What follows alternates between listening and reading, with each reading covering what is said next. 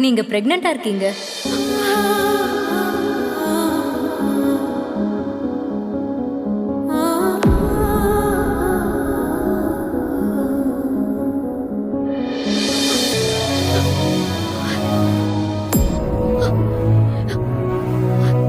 என்ன சொல்றீங்க டாக்டர்?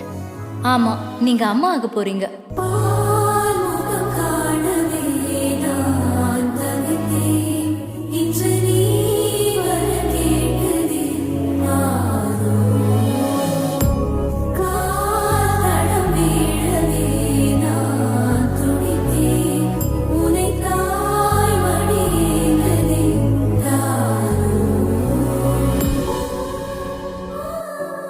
எப்போ கடைசியா பீரியட்ஸ் ஆச்சு?